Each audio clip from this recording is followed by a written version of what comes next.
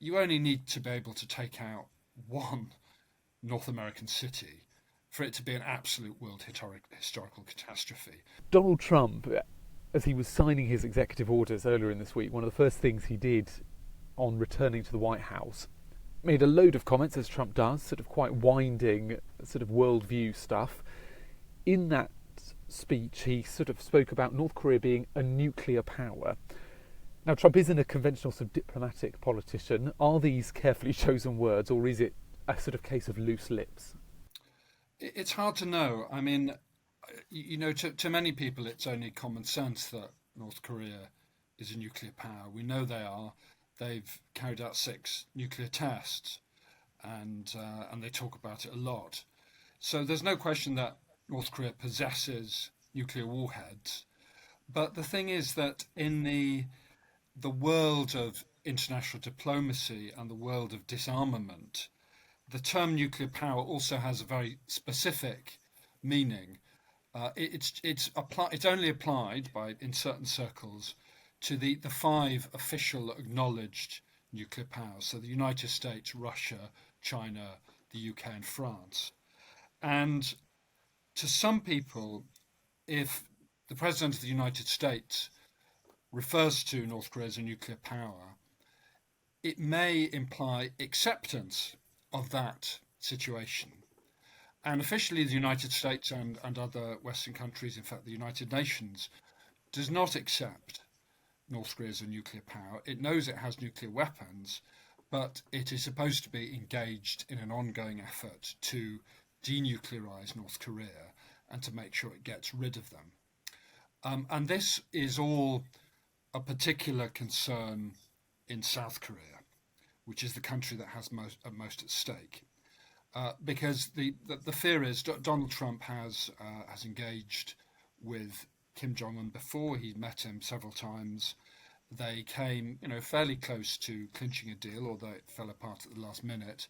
And he's signalling now that he wants to have another go at doing that. There is a fear in South Korea that any Trump that deal makes could be very much to their disadvantage. And the reason for that is this, that Donald Trump famously, in the words of the slogan, puts America first. In other words, he propagates what you might call a policy of national selfishness.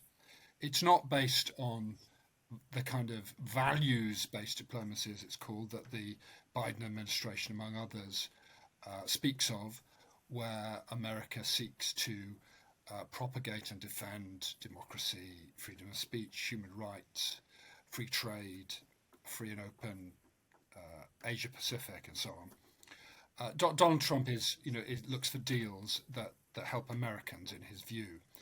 So the fear is that what Donald Trump will do when he goes to Kim Jong Un is to negotiate away the weapons that threaten him the most, which are the long-range intercontinental ballistic missiles, which are, in theory and perhaps in practice, capable of dropping a nuclear bomb on Washington, LA, or Seattle. Clearly, that's a big worry. The problem is that the South Koreans are more worried about the short and medium-range missiles, which could take them out.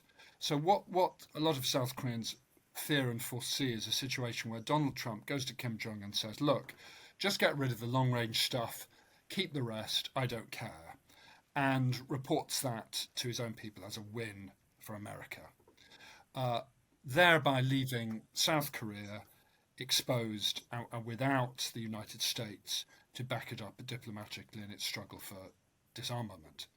And what a lot of South Koreans are saying now is if that happened, or if that looked like happening, we would need to get nuclear weapons of our own.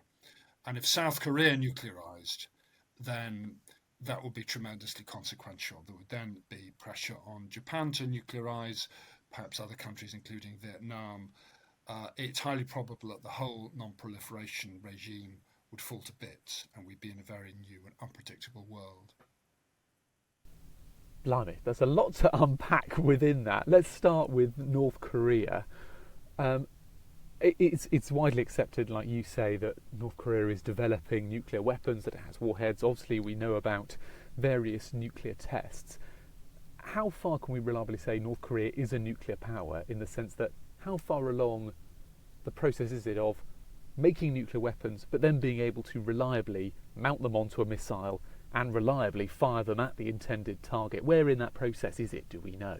Sure. Well, I mean, that's putting aside the kind of diplomatic definition of nuclear power. Uh, the question is, yes, how sophisticated, advanced, capable is North Korea's nuclear program? Um, I don't think anyone really knows with complete accuracy. They don't declare this kind of thing. But the best independent estimates seem to assume that North Korea now has scores of nuclear warheads based on the capacity it has to produce fuel from its nuclear reactors and to make them into the warheads. It might have 60, 80, 120, something like that. It also has a good number, a lot of, I think hundreds of short range and medium range ballistic missiles, which could well be capable of carrying these warheads. I mean, making warheads and successfully mounting them on a missile are not the same things. The second step requires a higher degree of technology expertise and testing. So the North Koreans make out they can do that. The answer is, I think no one really knows, but most people are assuming they could. In other words, they could nuke South Korea or Japan very, very quickly and readily with hundreds of missiles. As for the intercontinental ballistic missiles, that's another question. That's another level of difficulty and sophistication. Basically, those missiles are space rockets that go up into space and then come back down, re-enter the atmosphere. And that puts tremendous stresses on what's called the launch vehicle, and there's all kinds of things that can go wrong. So you need to do a lot of testing. You need to be very good at what you do. More people are doubtful that North Korea has the ability to do that, but it might be able to do that. And from an American point of view, you only need to be able to take out one North American city for it to be an absolute world historical catastrophe. And even if North Korea was subsequently obliterated in your counter response, all that Americans would ever remember would be that you were the president who allowed the North Koreans to nuke North America. So any American president is going to be very wary of even the outside chance that they might be able to do that. There are other countries outside of the permanent five members of the Security Council which are accepted to have nuclear weapons: India, Pakistan, Israel.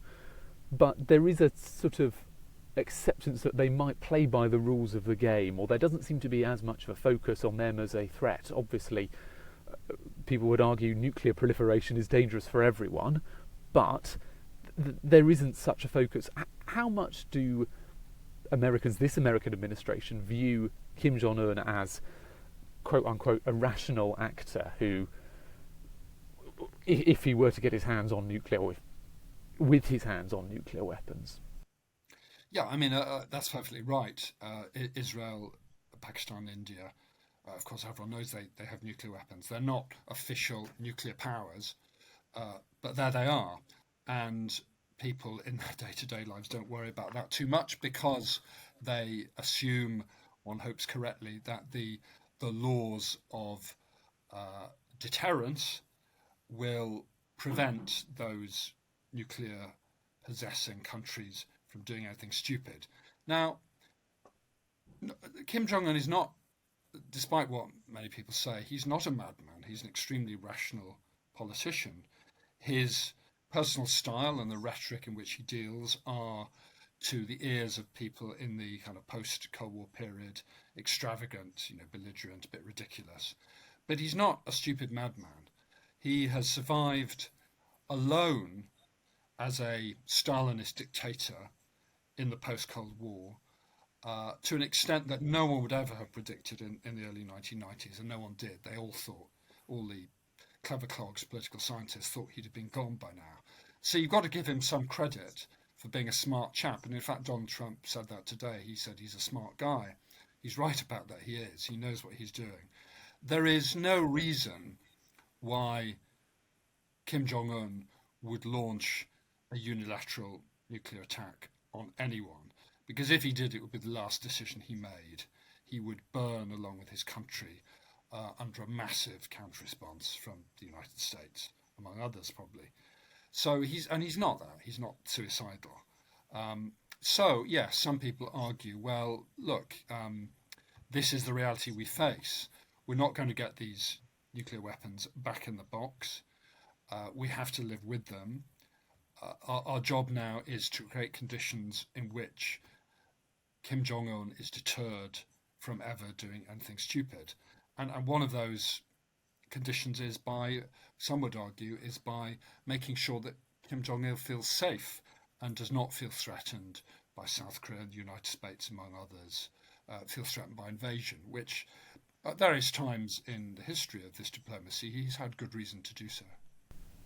And outside of the three countries we've just spoken about and the five accepted nuclear powers, North Korea's been developing nuclear weapons, so has Iran. With Iran, the US, through various strategies like the Iran nuclear deal, has been trying to prevent Iran developing nuclear weapons through different strategies, and Donald Trump seems to think that nuclear deal is not the way to do that.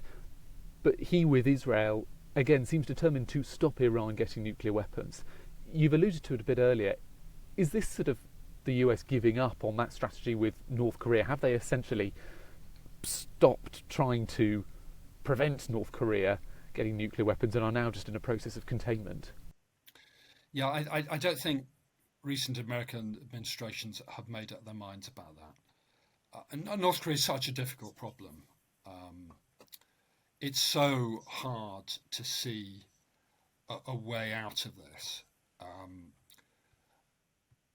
And very easy to see ways in which it could go horribly wrong and degenerate into some kind of conflict. And I think, I mean, this is to oversimplify, but I think, that the last Democrat administrations in the US, Biden and also Barack Obama, essentially looked at the situation in North Korea, looked at what was going on in the rest of the world, Middle East, etc., China, and just decided, well, this is too hard. We can't see a way of solving it. We've got lots to think about elsewhere. Even if we put lots of energy into this, we probably won't get a positive result, and we'll be left, looking humiliated in a way. So they've just left it. They have lived with the status quo, and that essentially has been the policy for 10, 15 years or more, is to accept the status quo and try and contain it rather than sort it out. Donald Trump, for all his many faults, did have a go in his first term in office and met with Kim Jong Un. He failed, I think, because he completely failed to understand what motivates Kim Jong Un. He used to say, he essentially offered Kim Jong Un a big deal, a comprehensive deal, where if Kim Jong Un gave up everything, all the nukes, he was offering to invest, to put money into North Korea.